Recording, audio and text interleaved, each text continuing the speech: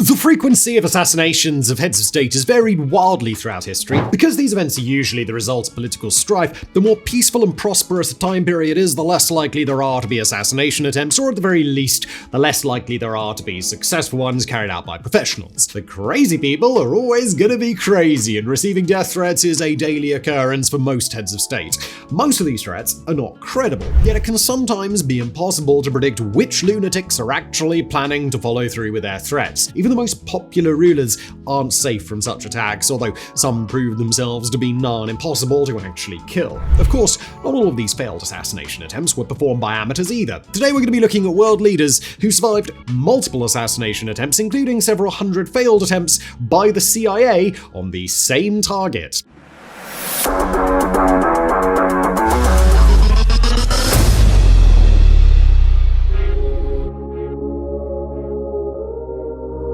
Queen Victoria had the second longest reign of any British monarch, and she is one of the most popular British monarchs of all time. Though her popularity did suffer following the death of her husband, Prince Albert, this was a temporary result of her self-isolation while in mourning. This type of popularity was also largely restricted to England itself, as her isolation wasn't noticed by the larger British Empire, who never would have seen Victoria in person anyway. However, despite her incredible popularity, Queen Victoria was the target of 8 assassination attempts by 7 different men over a span of more than 4 decades. The first attempt came just 3 years into her reign, and the failed assassin was an 18-year-old man named Edward Oxford. Edward was a violent and troubled child who was prone to, quote, fits of unprovoked maniacal laughter. He's basically the Joker. His behaviour was impulsive and erratic, which caused problems when he came of working age. He worked at a number of pubs, though each time he was fired after just a few months. Edward had a bit of a tendency to violently assault the customers, something which didn't go over brilliantly with his employers. 3 days after losing his final job, Edward purchased 2 pistols, which he practiced firing in the garden, though presumably just with powder and no ammo. On June the 10th, 1840, Edward travelled to Constitution Hill near Buckingham Palace. Victoria and her husband would usually take a carriage ride each evening, so crowds gathered on a nightly basis to catch a glimpse of their beloved queen. At around 6 p.m, the carriage left Buckingham Palace and Edward fired a pistol. He missed and declared that he had another, so he fired again before the crowd tackled and subdued him. At trial, he was found not guilty, but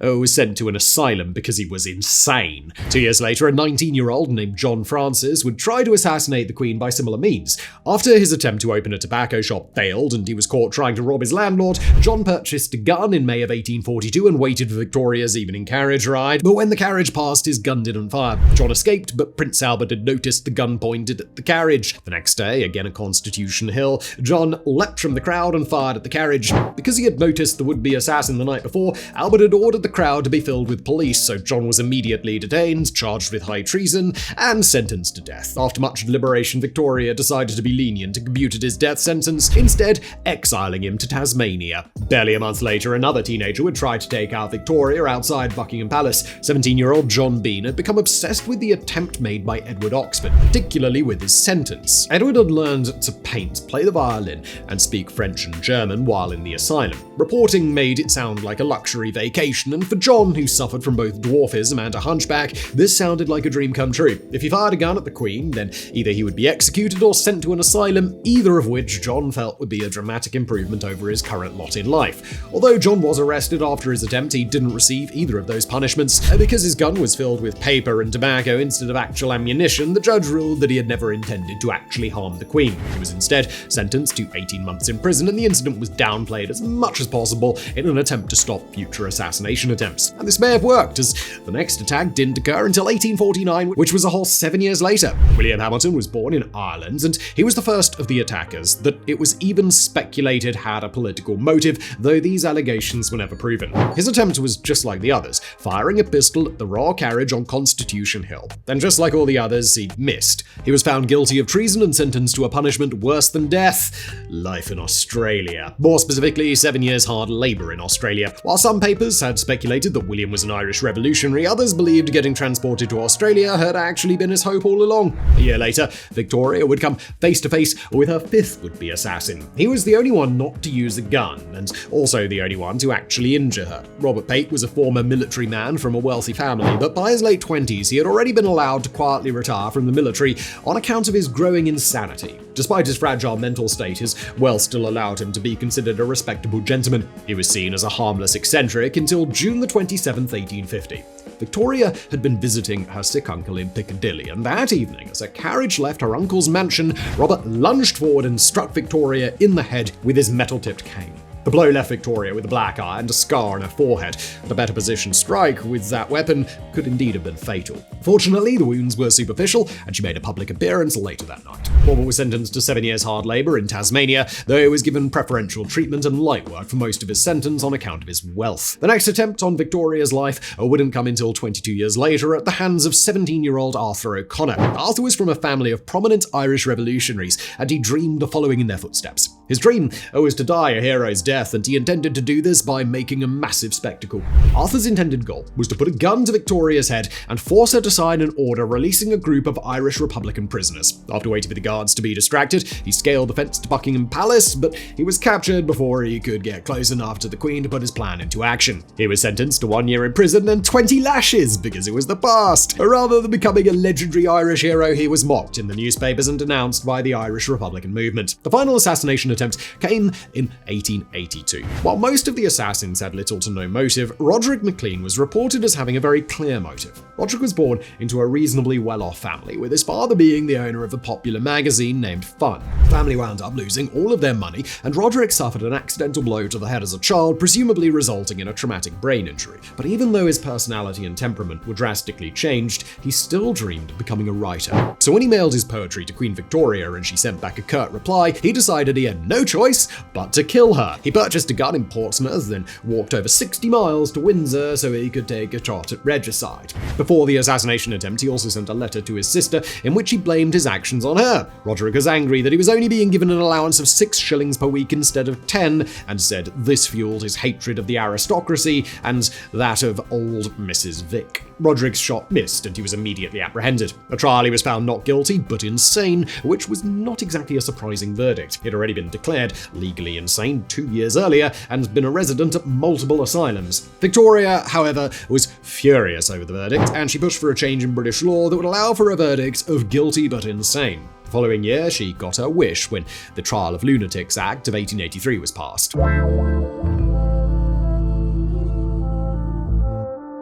Now, we generally don't think of the Pope as someone who is likely to fall victim to assassination, though it used to be relatively common. In the early days of Catholicism, popes were routinely martyred, and there was a stretch of 102 years in which 7 different popes were assassinated.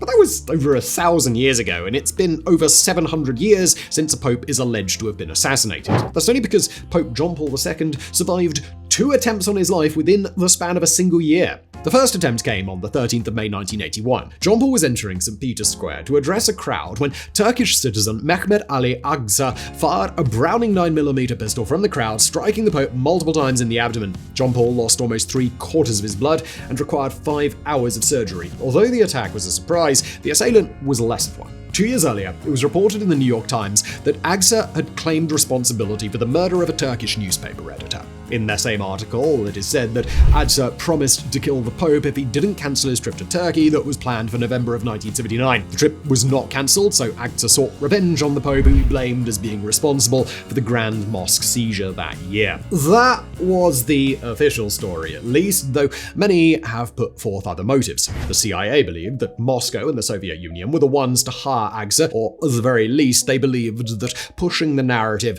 would help keep public opinion firmly against the Soviets. Some more conspiratorial motives have been proposed as well, though the Moscow narrative is the only one to have received a lot of widespread support, something that has continued to this day. Agca was captured in the crowd by a nun and several spectators who were able to detain him until police arrived. He was sentenced to life in prison in Italy, though this was a bit redundant as he was already supposed to be serving life in prison in Turkey for the murder of a newspaper editor. Agca had actually escaped prison 6 months before traveling to the Vatican, though he would not escape a second time. 2.5 years after the assassination attempt, John Paul II visited Agca in prison and spoke with him privately for 20 minutes. To this day, it is unknown what they talked about, but the Pope publicly stated that he forgave his would-be assassin. In 2000, after Agca had served nearly 20 years of his sentence, the Italian president pardoned Agca at the direct request of John Paul. He was then transferred back to Turkish prison for another 10 years before being paroled. But before all of that happened, on May the 13th, 1982, just one day before the anniversary of the first assassination attempt, John Paul was attacked attacked in Fatima, Portugal by Juan Maria Fernandez y Cron. He was a disgruntled member of the clergy. While the first assassin was believed by many to have been in league with the Soviets, the second assassin believed that the Pope was the one who was working with the Soviets. John Paul had been in attendance at the Second Vatican Council, also known as Vatican II, and had continued to implement the modernized policies put forth by the Council. For example, if you've ever attended a Catholic Mass that wasn't performed in Latin, Vatican II is the reason why. Juan was opposed to the reforms of Vatican II, and he believed that John Paul was a communist agent sent by Moscow to infiltrate the Vatican. As the Pope traveled through Fatima, Juan, dressed in his traditional clergy attire, emerged from the crowd and shouted, "Down with the Pope! Down with the Second Vatican Council!" He then stabbed John Paul with the 16-inch or 40-centimeter bayonet of a German Mauser rifle, though he had not gotten close enough for the wound to be fatal or even particularly deep. Believing he had completed his mission, Juan allowed himself to be arrested without a fight. He was sentenced to 7 years in prison and excommunicated from the church. Unlike with that, John Paul never publicly forgave Juan for the assassination attempt.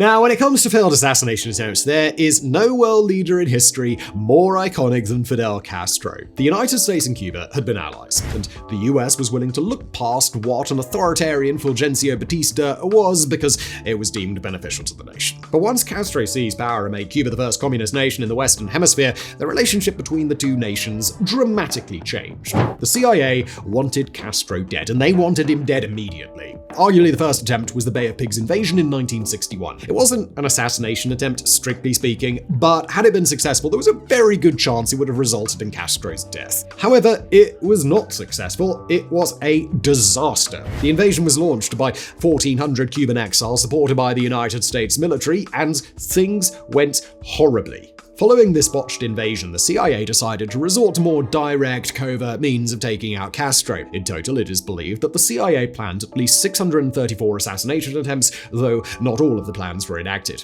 Many definitely were enacted, though obviously they weren't successful. One of the most popular methods of attempts to kill Castro was to poison him with botulinum toxin, one of the deadliest toxins known to humans, and also what they used to perform Botox, by the way, so that's fun. Many of these attempts involved getting people close enough to Castro that they could poison his food, though they also tried to poison his cigars. Usually, the would-be assassin would either get caught by Castro's security or get cold feet and abandon the mission, though sometimes they just simply failed. An employee at a restaurant Castro frequented was paid off by the CIA to poison Castro's chocolate milkshake with botulinum, but the employee was so nervous that he accidentally destroyed the poison capsules while trying to open them. While poison is a pretty standard form of assassination, some of the CIA's plans were much less orthodox. Similar to the poisoned cigars, there was also allegedly the plan for exploding cigars. That story is less substantiated than the other, so it may have been an urban legend created by someone who watched too many Looney Tunes cartoons, but, maybe they tried it. However, there was a very legitimate plan created by the CIA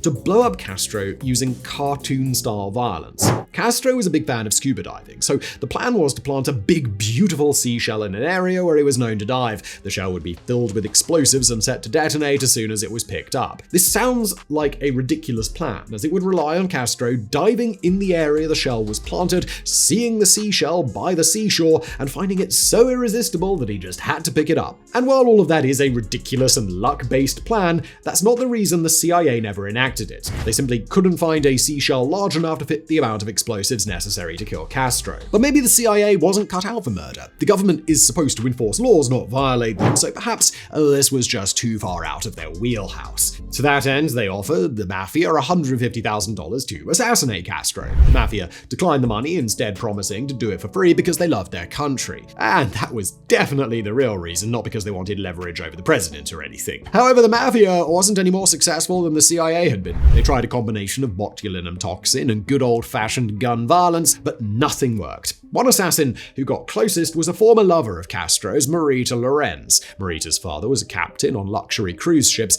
and she happened to be on board one of these ships with him near Cuba shortly after Castro took power. Castro and some of his men boarded the ship, and he and Marita began having an extended affair. Over the course of this affair, Marita claimed to have become pregnant with Castro's child. She then said that when she told him, he drugged her, and she awoke in a hospital with her pregnancy having been terminated. She went back to the United States with no plan on returning to Cuba following that, But she wound up making one more trip. Marita's mother had worked for the OSS, the precursor organization to the CIA, and her mother's contacts saw a way to both take out Castro and give Marita the revenge she desired for her forced abortion. She was given botulinum pills and called to meet with Castro again. He sent a private plane to pick her up, but she couldn't poison him. Some accounts say that she couldn't bring herself to, while others say that the pills she was storing in a jar of cold cream melted in the heat and became unusable. During her rendezvous with Castro, she confessed to having been sent there to kill him, though she denied working directly with the CIA. In response to this, Castro handed her his pistol and told her to shoot him, but she couldn't do it.